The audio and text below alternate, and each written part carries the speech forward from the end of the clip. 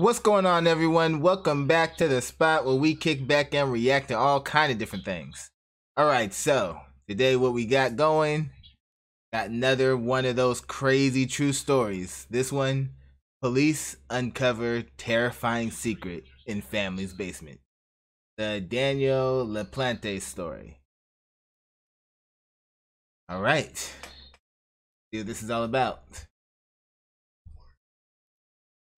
It's often said that truth is stranger than fiction, and in today's story, that's definitely the case.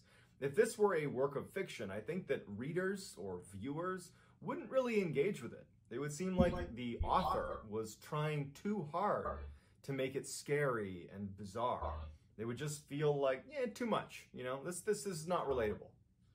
You know, this is not relatable. But it's true. That is true when you think about it. There's certain things, there's certain stories that when you hear that if you know that it's fiction, you just kind of blow it off like, whatever.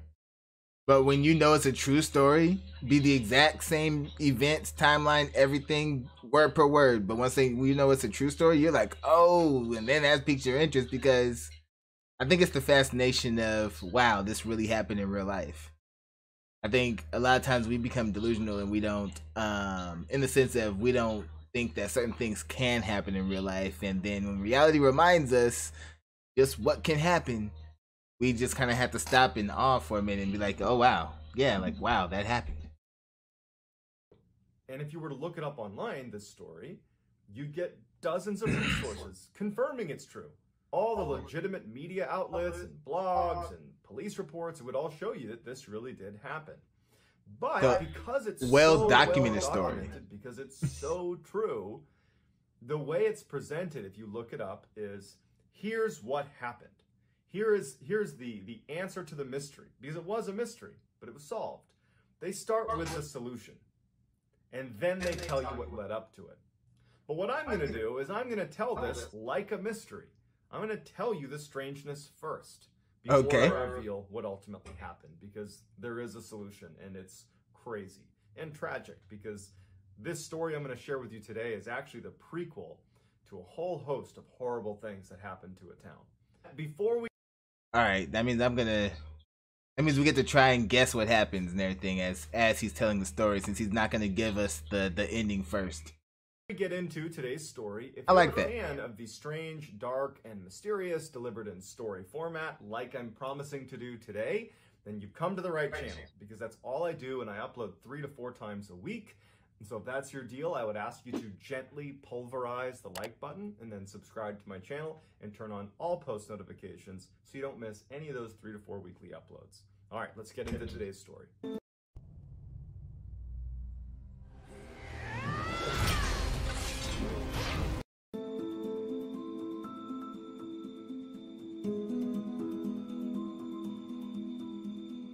In 1986, Annie and Jessica Andrews, who are teenage sisters, unfortunately lose their mother to cancer.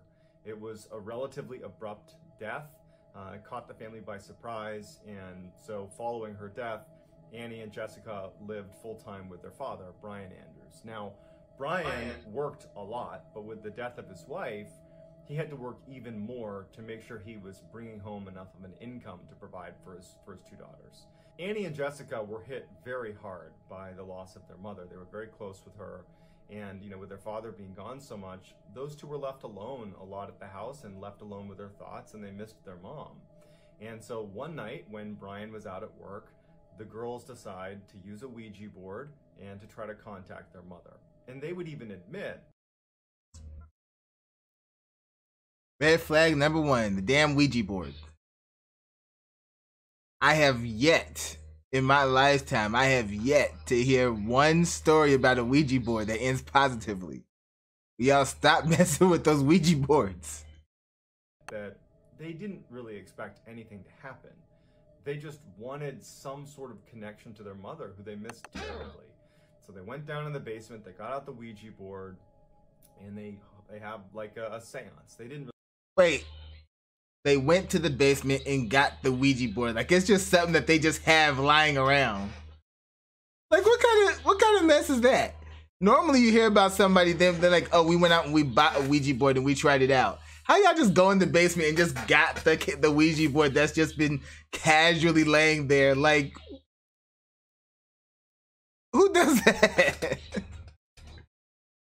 I don't know. This is recipe for disaster already. Just foolishness. Research into how to do it or what to do. They basically just started, kind of asking if their mother was here, could she give them some sign? And they have this kind of Ouija board seance, and nothing comes of it.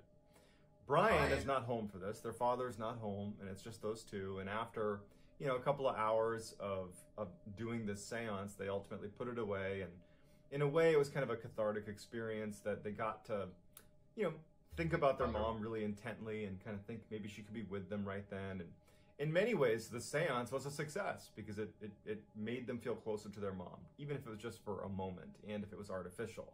So they put the Ouija board away, and the girls go upstairs, and they're kind of having a low-key night, and ultimately decide to go to bed. Now, their father has not come home yet, so just the girls. They're used to this. This is how a lot of nights went. And as they're laying in bed, they both start hearing tapping sounds. Now, they're in separate rooms, and they heard the same tapping sounds, and in fact, Jessica would get up and come into Annie's room and say, hey, do you hear the tapping sound on the walls? And Annie's like, yeah, I hear it too. And they're listening, and there's silence, and they hear this kind of like tapping sound in the walls. They didn't know what it was. They'd never heard it before. And the girls, again, they miss their mother so terribly, and they were basically hoping that it was their mom. They knew it couldn't be, but they were hoping it was. And so they're like, it's mom. Mom's trying to get in touch with us. She's making sounds to get in touch with us. It's from the seance. It must have worked. And they start asking their mother questions like, are you here with us right now? And can you show yourself to us? And, are you looking after us? Just like questions that you would imagine people might ask if they thought, the ghost of a loved one was in the room with them. Nah, y'all messing around with stuff. Y'all don't know what spirit y'all conjuring up. That's the thing people mess. I don't know. That's kind of. It's kind of weird though, because normally when I hear stories about that, weird things start happening during it, but continuous weird things happening throughout the house after the seance is not unheard of.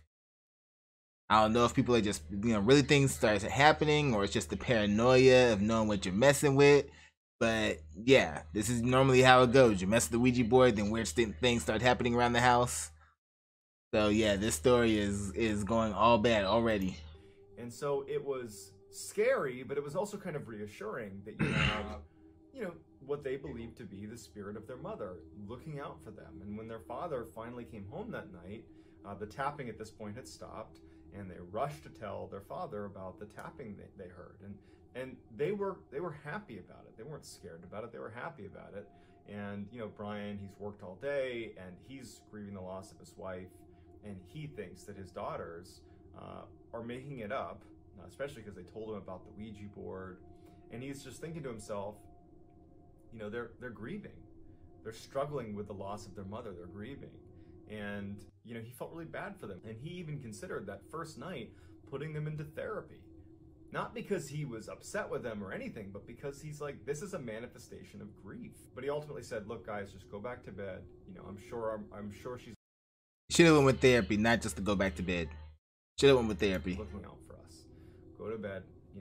We'll talk about this tomorrow. And so the girls went back to their rooms. Brian didn't think much of it. He was just thinking, should I bring the girls to grief counseling, something like that. And everybody goes to bed. Now, this tapping would persist for several days. The tapping got so frequent that it actually started disturbing the girls' sleep. And see, it's getting worse.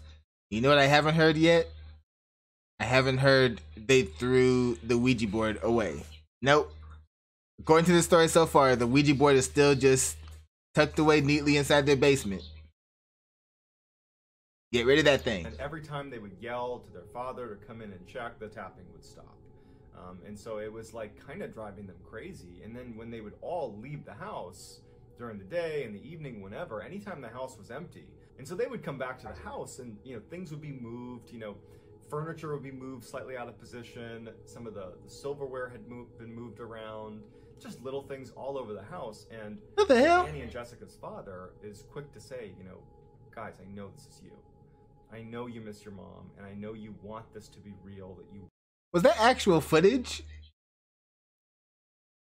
If that was actual footage, I'm like, yeah, it's time to go. If I see that on camera, I'm like, yeah, want time to your go. mom to be here with us right now, but she's not. And you got to stop this whole ghost thing. You got to stop moving the furniture around. This is not healthy. You know, if this continues, I am going to ask that you guys start seeing a grief counselor. And the girls were insistent that it was not them. And the fact that their father didn't believe them and they knew it wasn't them, it put them in a really bad spot because they felt totally alone, scared to be in their house, because now it didn't really feel like their mother. It felt like something screwing with them. And that's not something their mother would do. And so they're thinking that this is like an evil ghost that they've unlocked through that Ouija board seance. And it's now terrorizing them. And there's nothing they can do because their father doesn't get rid of the Ouija board. And it's just consistently happening. They don't know what to do. One evening in January of 1987, the girls were together in the front room of their house. And they started hearing tapping sounds again. And so they hear this tapping sound not coming from the walls, but coming from the basement. And suddenly they feel, you know, some confidence. The Ouija board in the basement. Confront this thing. Because their father doesn't believe them. They don't know what to do, so they're just going to go face this thing head on. So they head right downstairs. Some gates are better left unopened. Into the basement, and there's nothing. The tapping stops as soon as they're down there, and they can't find anything. As they turn to go back upstairs, feeling a little bit silly that they're going to go fight this ghost, they notice writing in red that says, "Come find me, I'm in your closet," and they're horrified. Because now this is like confirmation that this thing. Now y'all need to get out the house because that is not a ghost. That is a person. Y'all saw actual writing on the wall. And that's trying to lead you to a trap. I don't care how supernatural you think things get. Once you see actual writing on the wall, physical writing you can read, you're no longer dealing with supernatural shit. You're dealing with the person. Someone who's about to get you. Get out of there. It's not their mother. And it's now interacted outside of just tapping. It's actually writing on the walls. And so the girls run out of the house because this feels like a threat. There you go. Threatened by everything that was happening before, but it was almost like the writing on the wall was a step over the line. This felt like a direct, intentional threat towards the girls. Kind of absolutely taunting them and scaring them.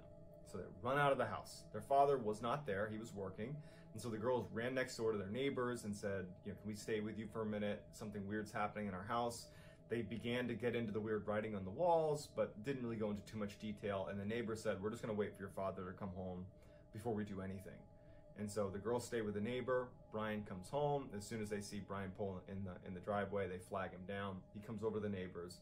Neighbor pulls Brian aside and says, here's what happened. They came over here. The girls are hysterical, and they tell their dad that there's writing inside the house. And so Brian, you know, his first reaction is, this is out of control now, guys. You know, this is too much. He goes. You believe your daughters this time, dude. To the house. Better believe your daughters. And he goes into the basement and he sees the writing on the wall, and his thought is like, now you guys are, you know, defacing our property to live out this kind of fantasy. And so this for him was the line in the sand that they've now crossed. It's now getting totally unhealthy, and he ordered them to go see grief counseling. So that actually began at this point. Several weeks would go by with no tapping, no anything, just. Yeah, I still don't trust it. I still think that was a person in their house. No tapping. If I was to take my blind guess at this point, I would say no tapping after seeing the writing on the wall. Tell them to go to the upstairs in your closet. That person probably laid back a little bit, thinking that things got a little too close, and it didn't work. Watch him try again. Silence in the house. Timeline's only halfway through on this video, so watch him try again. It was almost like whatever this was had stopped.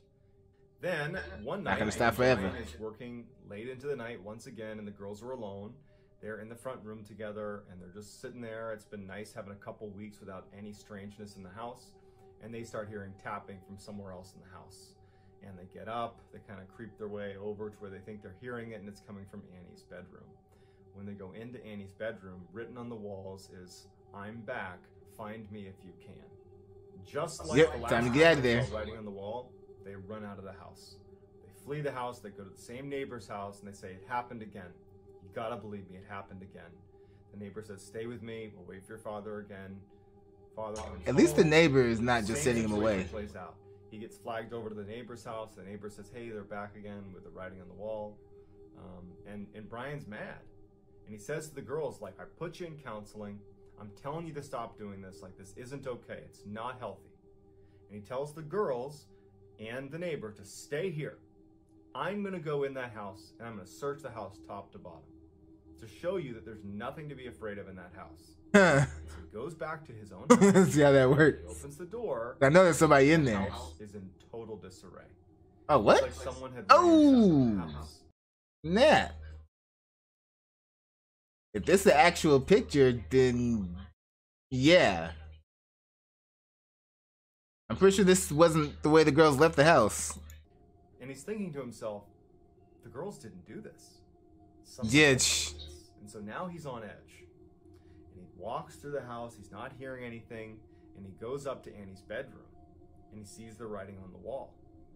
And then he looks, he sees a man standing in the closet wearing women's clothes, which would turn out to be his dead wife's clothes, wearing a wig, carrying a hatchet. And this man in a dress is staring at Brian, and Brian's startled. The guy starts running out. Brian tries to grapple and fight with him, but the man in the dress manages to run past Brian out into the rest of the house. Brian is like so caught off guard because this guy's got a hatchet. He doesn't know what he's going to do. He starts chasing after him, but the guy's Caught off guard is an understatement. Like, what the hell? I mean, I was expecting somebody to be in there. I wasn't expecting dude to be in his dead wife's clothing, wearing a hatchet. That's next level crazy right there. Yeah, this is the part where he's right. If this was not a true story, if this was fiction, we'd be looking at this like you're trying too hard to make this creepy. You're trying way too hard to make this creepy. Because the only way this is truly creepy is if this is real. Unfortunately, this is real. It's gone. Brian's looking in his house, but finally Brian just leaves the house because this guy's got a hatchet. He runs outside, he runs over to his neighbor's house, and he's like, "Call 911, there's somebody in the house." He makes sure his girls are okay, he stays with his neighbor, calls the police. The police go. You better be apologizing to your daughters, though. You owe them a big apology for that one. Yeah, crazy cross-dressing murderer over here, hiding in somewhere in your house. Go in, and they look everywhere, and they can't find anything. And they say to Brian, like, "I'm sure someone was here. It's a very convincing story you've just told, but they're not here now. And unfortunately, all we can do is tell you probably should not be here right now until whoever this was is caught. And you should stay with some relatives. We'll watch the house. We'll see if anybody else comes back, but there's not much we can do." And so, unfortunately, the girls and the father are left with no answer to what was going on or who this person was. And Brian's thinking to himself, like, how did he get away? How did this guy in the dress get away? Like, how did that happen? I mean, they're searching the neighborhoods. He's wearing a pretty distinctive outfit. How did he get away? And so for 2 weeks, in your walls. How do you get away? There's only one way, is if he was able to get into your walls somehow. Classic. Brian and his daughter stayed with some family. But in those 2 weeks, no one found out who this guy in the dress was. I mean, Brian and the girls are traumatized. Brian feels like this horrible father, that I've left my girls alone in the house over and over and over again with some crazy person with an axe in my house. I never believed them. What could have happened to them? It would have been my fault. I could feel that. I'd be feeling guilty too. I would be feeling really guilty if that was me. But I wouldn't have believed, like, to be honest, me personally, I would have believed them once I saw the writing. I wouldn't have believed that they would have carved the wall. Everything else up until then, I may have been the same as him with, okay, you guys are kind of overreacting and messing with the Ouija board. But the moment I saw writing happening, like, I'm pretty sure everything we've seen so far have been still images and everything. There would have been cameras in my house at the very least. I'd be like, okay, something is definitely wrong here. That right there was too big of a red flag for me. Like, even if one of my kids tried to prank me and everything with something like that, I would still put cameras up after something like that happened, especially with everything leading up to it, just in case. Because the writing on the wall is, you know, just like the writing's on the wall, right? So, listen. So that would have been my move at that point. I could say for sure that once we saw the creepy message in the basement, I would have at that point been surveying the area to see if I caught anybody creeping around. That would have been me. But I mean, but like I said, I'd have felt guilty too, not believing them, because I still wouldn't have believed them completely. Especially because the whole Ouija board thing, I still would have been kind of like, but I wouldn't have been so bad as to, you know, getting mad and yelling at them and stuff. I'd have been just trying to figure out what's causing this. But, you know, can't really blame the guy though, at the end of the day. Tough position. He's mourning his wife too, you know? And so it's a horrible time period. The girls are traumatized because now they realize they've been interacting with some crazy person in a dress with an axe in their walls. And it's just this horrible situation. But after 2 weeks, it's tough living with another family member.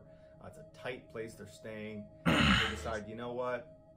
At this point, whoever that guy was, he must have ran away. We got police watching the house. Let's just go home. Let's just go home. We'll lock everything up. We'll get a security system. There's police watching the house. Let's just go home. And so they decide, okay, let's pack up and head home. And so as Brian is driving up his street, he looks at his house and he can see that there's a light on in the second floor. And he's thinking to himself, like, huh, he's back. I thought the police were just watching it from the outside and just kind of patrolling the neighborhood. I didn't know there'd be police inside my house. And as he's looking up at the window, about to pull into his driveway, he sees the guy in the dress suddenly walk across the window. He sees him clear as day. So he stops what he's doing and he calls. Like, nope. Like, time to take you out. I'm sorry. You just living up my house all cozy at this point. Well, I'm just staying with some relatives that I apparently don't like, because after 2 weeks, I gotta get out of there. He did not like whichever relatives he went to, because if after only 2 weeks, they're saying, well, maybe the killer has left the house by now, let's go back and check. You really didn't like whichever relative you went to stay with. Oh, man. But, so that was, no, you made me stay with some relatives I didn't want to deal with. Now you just living in my house, just living all cozy and stuff. No, it's trying to take you out. The police crazy, the audacity. The house is surrounded. So with the house surrounded, police finally go inside. Now, no one's been inside the house since Brian and the girls left. They locked. And that's the other thing. He's got to be living in the walls. They've had the place surrounded, and nobody else been in and out, and he's just been up in there chilling. He's got to be living in the walls somewhere. There's got to be some kind of crawl space he's gotten into that they haven't looked at. Locked it up, and they were monitoring it. There was no police inside the house. There was nobody inside the house.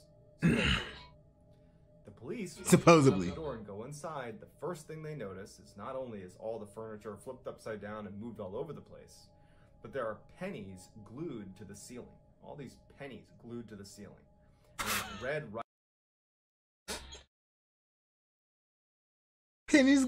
This dude was next level bored. Like, destroy all your furniture and just start making modern art at your house for no reason. Pennies on the ceiling? What? Come on now. Writing all over the house, on all the walls and weird places, just writing, strange cryptic writing. But they search the house and they don't find anything. But one of the officers who was down in the basement at one point noticed that there was a little piece of wood covering up what looked like a crawl space behind the washer and dryer. What I say? I called it crawl space.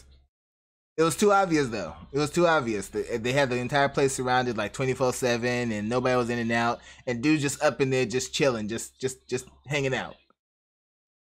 And he found that he could very easily move aside the washer and the dryer. And there was this board that when he pulled it aside, it was the entrance to a crawl space. In the crawl space, they find that someone had kind of burrowed between all of the insulation all around the house into all the walls, and there were these little peepholes in all the different rooms that whoever was in the crawl space could look into any room at any given time. And as they're searching this intricate crawl space that spanned the whole house, they find Danny Laplante, who was this totally deranged teenager who had briefly dated Annie. Annie had broken it off with him, and so he had snuck into their house and had been living in their walls, listening to their conversations. Are you serious? So all of this, we went from Ouija board to possibly crazy daughters to axe murderer to crazy ex-boyfriend? That's what we went with this? Are you serious? Passing away and had kind of adopted this "I'm gonna pretend to be your dead mother" routine, and had been writing in ketchup on the walls and tapping it. He had watched them do the seance, and so he had all this stuff to work with to really spook them, and had been sneaking out and moving furniture around and sneaking back into the walls for months. And that's not even the worst of it. Danny Laplante, after he was brought out of the crawl space, was arrested and then put into a juvenile detention center. And then when he got out of the detention center later in 1987, for reasons that no one understands, I don't even think Danny understands, he broke into someone's house and murdered almost an entire family in cold blood. I don't know about you guys, but the idea... Okay.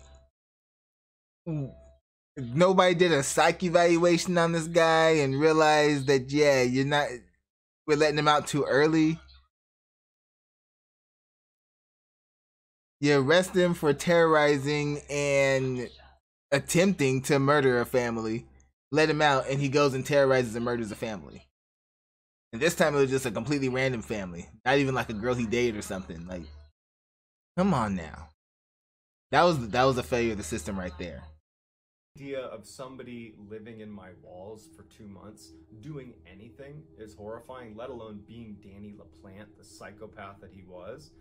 But what really trips me out is when the police went in that second turn, when they had the house surrounded, and they find pennies glued to the ceiling and writing on the wall, and then they find him in this intricate crawl space. Like, that's straight out of a horror movie that wouldn't be scary because it's just too many weird elements. But it has. Yeah, exactly. That is just like I was saying before. That, and no matter how you try to put that together, that would fail as a film because of the fact that if you're actually reading it or watching it as fiction, you're just gonna be like, whoever put this together is really trying way too hard to be spooky, scary, and creepy. It's not even subtle. It's just way too. It's just too much. It's the whole idea of somebody really did way too much in real life. That's what makes it crazy. That's why the true stories always creep you out more than the fictional one. Happened. And I just think about the trauma that the Andrews family undoubtedly has suffered, not only the loss of their wife, their mother, but imagining what could have happened to them, because Danny would go on to murder almost an entire family. And it just as easily could have been them. And so I would imagine... Exactly. Like, hearing about the other family getting killed after you guys are the ones being stalked, I wouldn't be surprised if they're still in therapy behind this right now. That is insane. Imagine I'd be shocked if they ever got over it. That's a deep-seated trauma that, I can only hope that they were able to recover from. If you enjoyed this story and you want more content like this, if you would, please gently pulverize the like button, and then also subscribe to my channel and turn on all post notifications so you don't miss my weekly 3 to 4 video uploads. Alright, well, that's it for that one. Crazy story, just living in the walls. And because you were spying on them at every waking moment, you spy on their Ouija board session and decide to use that to terrorize them. All while you're preparing to one day try to kill them, which thankfully you never did. But then they let you out and you kill a whole different family. The end part was just a failure of the system. Like, come on now. Knowing that he made one attempt on the dad, and then the weird writing and pennies on the ceiling, that right there should be enough to let you know he should not be let out. Terrible. All right, y'all. Well, that's the end of that run one right there. Let me know what y'all thought in the comments. Hit that like button if you haven't done so already, and don't forget to subscribe. All right. So till next time, take care of yourselves, and I'm out of here.